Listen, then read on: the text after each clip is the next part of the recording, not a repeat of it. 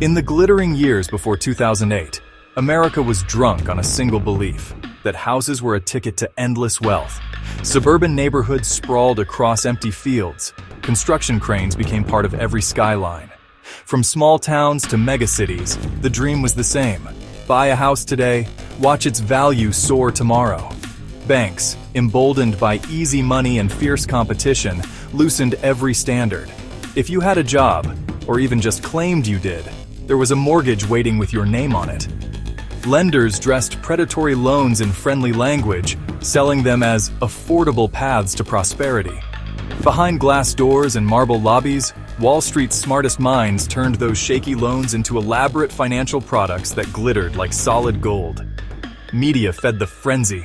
TV shows about house flipping, glossy ads promising riches, and brokers boasting that real estate never loses value. Ordinary families watched neighbors get rich and felt a feverish fear of missing out.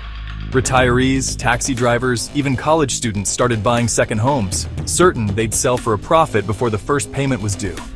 In this grand illusion, no one seemed to question why the music kept playing or what would happen when it stopped.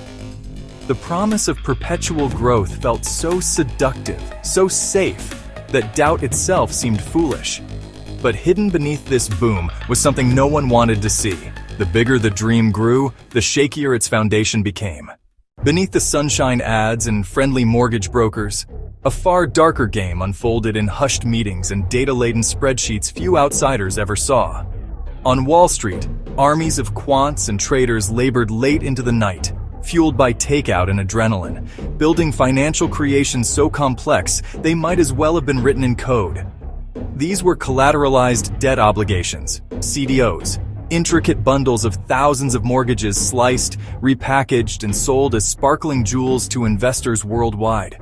But here lay the twist. Many bankers selling them didn't fully understand what lurked inside. Each loan within these bundles carried its own story: a lost job, a gamble on rising prices, a lie told on an application, yet bundled together, the danger felt invisible. Credit rating agencies, paid handsomely by the very banks pushing these products, played their part in this hidden game. Their official seal, a gleaming AAA rating, told pension funds, governments, and universities these bonds were as safe as U.S. Treasury notes. In reality, they were fragile towers built on risky loans handed to borrowers with shaky incomes. Yet skepticism was scarce. Fees flowed, bonuses ballooned, and the thrill of innovation fed a culture where questions felt like betrayal. The few who dared to speak up were ignored, laughed off, or pushed aside. It was a perfect illusion, a market built on products so complex that risk itself seemed to disappear, hidden beneath glossy charts and PowerPoint slides. All the while, the time bomb inside these products ticked louder, unnoticed by most, but impossible to stop once set in motion. As the housing boom thundered on, some of Wall Street's sharpest minds glimpsed a terrifying truth. The glittering CDOs and mortgage-backed securities they sold were far shakier than the world believed. But rather than warn clients or slow the frenzy, they hatched a darker strategy, a secret wager against their own creations. In quiet meetings behind mahogany doors, banks like Goldman Sachs and hedge funds like Paulson & Company quietly arranged to short the very mortgage products they'd spent years praising. They quietly bought credit default swaps, exotic insurance contracts that would skyrocket in value if homeowners defaulted. To the world, they still wore bright smiles, promising investors these products were solid gold. But behind the scenes, they were quietly betting those same investments would turn to ash. It was a betrayal hidden in plain sight. Sell hope to the masses while secretly preparing to profit from despair. For a few daring traders and hedge fund managers, this secret bet became a calling. They studied every toxic mortgage buried deep inside the bundles, convinced collapse was inevitable, and poised to cash in when it happened. Their clients, pension funds, and cities, trusting the comforting AAA ratings, never saw the knife pointed at their backs. The genius of the scheme lay in its subtlety. Publicly, Wall Street cheered for rising home prices. Privately, it positioned itself to win no matter what. Heads, they won. Tails, everyone else lost. It was, in every sense, a deal with the devil. A chance to profit not from growth or innovation, but from destruction itself. The fuse was lit, and as housing prices peaked, the first faint smell of smoke began to drift through the marble halls. By the mid-2000s, the housing market had become a national obsession, and the party reached its wildest crescendo. Home values weren't just rising, they were soaring month after month, defying gravity and reason alike. At Sunday barbecues and office break rooms, talk turned from sports to speculation. How many houses did you own? How much had your condo gained this quarter? Flipping homes wasn't just a business, it became a cultural sport, broadcast on reality shows where quick renovations seemed to print instant wealth. Banks, emboldened by insatiable investor demand, threw caution to the wind. Lending standards that once took pride in prudence all but vanished. Ninja loans, no income, no job, no assets, became a punchline and a product. Borrowers who could barely scrape together down payments were handed keys to houses far beyond their means, convinced by mortgage brokers that prices would only climb. Regulators watched, but did little. In the era of free markets know best, officials convinced themselves the system could correct its own excesses. Even as balance sheets bulged with toxic debt, warnings were dismissed as negativity or lack of vision. Wall Street, blinded by the glow of record bonuses, kept pouring gasoline on the flames. Exotic loan products spread through neighborhoods like wildfire. Adjustable-rate mortgages with ultra-low teasers that would later reset to crushing payments. The small print, often overlooked, hid danger that would explode years later. Meanwhile, the average American family found itself caught between aspiration and fear of missing out. Watching neighbors upgrade to larger homes and luxury cars, many borrowed heavily, stacking second and third mortgages to keep pace with a lifestyle built on credit. The music was louder than ever, the ballroom more crowded, and no one dared to ask what would happen when the song inevitably stopped. Hidden in the shadows, that question waited, and soon, the first discordant note would shatter the illusion. At first it was barely noticeable, a tremor in an otherwise unstoppable climb. Interest rates, which had hovered at historic lows, began to inch upward. Mortgage payments that once felt manageable suddenly squeezed family budgets. For many homeowners, those teaser rates, designed to stay low for a year or two before leaping to harsh reality, flipped seemingly overnight. Across suburban kitchens and urban apartments, shock turned to panic as monthly bills doubled or tripled. Defaults began as a trickle. A few missed payments here, a foreclosure there. Wall Street dismissed it as subprime, a corner of the market that wouldn't dare topple the whole structure. Publicly, executives reassured investors it was contained. The market, they claimed, was still fundamentally strong. But privately, unease spread through the marble corridors of investment banks. Analysts pored over spreadsheets late into the night, discovering that the rot wasn't limited to a few unlucky borrowers. Many of those safe mortgage bundles were packed with loans as shaky as matchstick towers. In hushed meetings, risk managers raised red flags, only to be waved aside by executives more focused on quarterly profits and bonus season. After all, the party had gone on so long it felt absurd to imagine it could truly end. Meanwhile, hedge funds who had quietly bet against the housing market began to see unsettling profits. Their dark prediction that a wave of defaults would crash the system was unfolding faster than even they had dared hope. In living rooms across the country, the American dream began to fray. Families who had once bragged about soaring home values now faced phone calls from banks, foreclosure notices stapled to doors, and the shame of telling neighbors the house was no longer theirs. It was just the beginning. The first crack in the dam had appeared, and behind it, a tidal wave gathered strength, ready to sweep across the globe. The slow drip of defaults became a flood. As housing prices stalled and then began to plunge, the illusion of unstoppable growth collapsed almost overnight. Those safe mortgage-backed securities, the same ones stamped AAA and sold around the world, revealed their true nature, bundles of risk tied to homes now worth far less than the debt attached to them. On balance sheets from New York to London, losses spread like wildfire. Then, in September 2008, the unthinkable happened. Lehman Brothers, a Wall Street giant with over 150 years of history, declared bankruptcy. By dawn, stunned employees carried boxes through revolving doors, their careers and savings wiped out. Investors watched in horror as Lehman's collapse shattered faith in the entire global system. The dominoes toppled fast. Banks refused to lend to each other, terrified they too might be hiding toxic assets.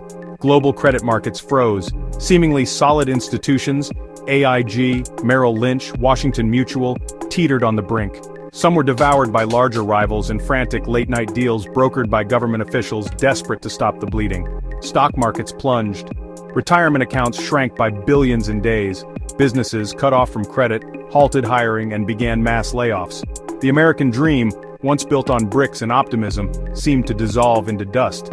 All the while, the ordinary people who had trusted in experts and ratings agencies could only watch as the foundations of their financial lives collapsed. Homes lost, savings gone, and futures rewritten in the span of weeks. Across boardrooms and government offices, the question became not whether to act, but how to prevent total meltdown. Behind closed doors, rescue plans were debated, deals forged, and as the world held its breath, it became clear the crisis had slipped beyond anyone's control. The house of cards had finally fallen, and the fallout was just beginning. As panic gripped markets and headlines screamed of collapse, a different drama unfolded far from public view, in wood-paneled conference rooms and midnight crisis meetings.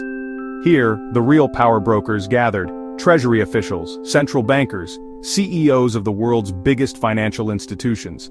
Around polished tables littered with coffee cups and hastily printed spreadsheets, they debated who would be saved and who would be sacrificed. Some banks, deemed too big to fail, received lifelines of taxpayer money and emergency credit. Others, like Lehman Brothers, were allowed to crumble into dust, their fall used as a warning to the rest. At the same time, executives at the heart of the meltdown quietly ensured their own fortunes were secured. Even as stock prices cratered, prearranged bonus packages were paid out. Golden parachutes opened for departing CEOs while thousands of rank-and-file employees were shown the door. Secret deals were struck in back rooms, far from the eyes of Congress or the public. Troubled assets shuffled from one bank to another, private meetings deciding the fate of trillions in global finance. Outside, ordinary people lined up at closed bank branches, watched savings evaporate, and wondered how such ruin had come so suddenly. Few realized the extent to which the survival of entire nations was now decided by a handful of powerful men and women shielded from consequence. The world had trusted them to manage risk. Now these same figures were tasked with rescuing the system they helped imperil, often at unimaginable cost. The curtain of secrecy would not fully lift for years, but by the time it did, the damage was done, and the truth proved stranger and darker than most could imagine.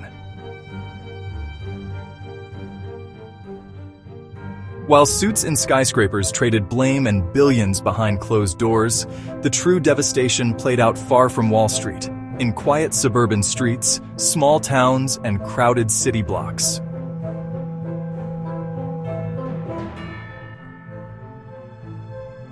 Foreclosure notices multiplied overnight, nailed to front doors of homes once filled with laughter and hope. Families packed belongings into trucks, and children clutched toys they might never see again.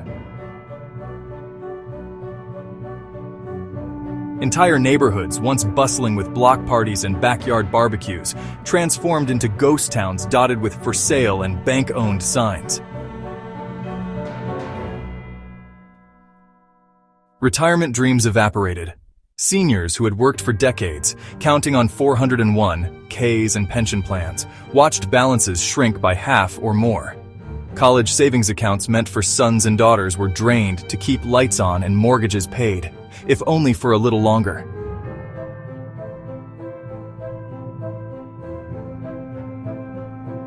Jobs disappeared with frightening speed. Small businesses failed when credit dried up. Factories shut down. Offices once humming with phones and keyboards grew silent. In kitchens across America, families gathered around tables covered in unpaid bills asking, "How did this happen to us?"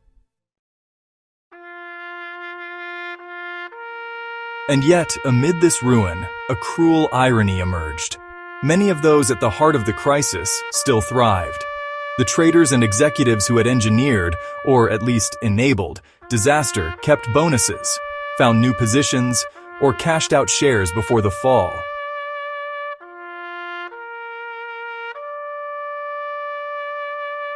The pain, however, was not confined to the US. Around the world, the aftershock spread. Factories in China slowed, pension funds in Europe collapsed, and developing nations saw decades of economic gains erased in months. Through it all, ordinary people bore the heaviest burden. They had trusted in institutions, experts, and the simple promise that hard work meant security. Instead, they discovered the game had been rigged from the start, and when it all fell apart, they were left to pay the bill. The crisis had names, dates, and numbers, but its true legacy was measured in broken homes, lost years, and quiet despair. As the smoke of crisis cleared, the world waited for justice, or at least change. After all, trillions had been lost, millions of lives upended. Surely those who fueled the inferno would finally answer for their deeds. Instead came the final, bitter twist.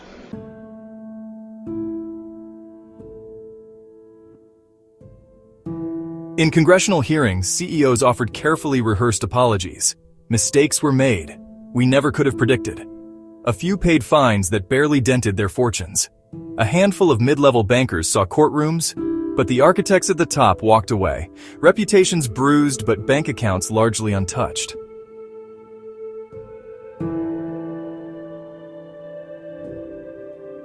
New laws were drafted, promising never again. Regulations like Dodd-Frank were passed, committees formed, and regulators hired. But as the headlines faded and lobbyists sharpened their knives, loopholes quietly reopened. Meanwhile, those who had shorted the housing market or secured golden parachutes emerged richer than ever. Hedge fund managers who bet on collapse boasted billions in profits. CEOs who presided over failure landed lucrative new jobs, book deals, and speaking tours. Ordinary people saw little of the recovery. Wages stagnated, savings never fully returned, and many who lost homes never owned again. Trust in institutions, banks, rating agencies, even government, lay shattered, replaced by cynicism and resentment. And still, the system itself endured. The same incentives that rewarded reckless risk-taking, quarterly bonuses, stock options, short-term profits over long-term health, remained firmly in place. The market barely paused to reflect, quickly moving on to the next innovation, the next bubble. In the end, the final betrayal wasn't just that so few were punished. It was that the crisis had proven the game's darkest secret. For those at the very top, failure could still mean fortune, and risk was always someone else's to bear. The system had survived, scarred but not transformed, setting the stage for history to repeat. The headlines moved on. Stock markets recovered, then soared to record highs.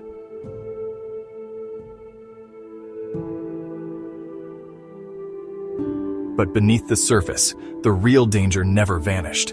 Debt remained sky-high, merely shifting from failing banks onto the balance sheets of governments. Inequality widened like a canyon. New bubbles quietly grew. Tech stocks soared on hype and hope. Corporate debt ballooned as companies borrowed to buy back their shares. Complex derivatives returned to the trading desks wrapped in new packaging, promising the same illusion of safety. The question whispered in late-night conversations among economists, traders, and ordinary citizens alike: could it happen again? The uncomfortable answer lingered in boardrooms and kitchen tables. Not just could, but perhaps would. And sooner than anyone dared admit. For all the documentaries, hearings, and lessons supposedly learned, the beating heart of the system remained unchanged. A blind faith in perpetual growth, a culture that rewarded risk without consequence, and the quiet assumption that someone else would always foot the bill.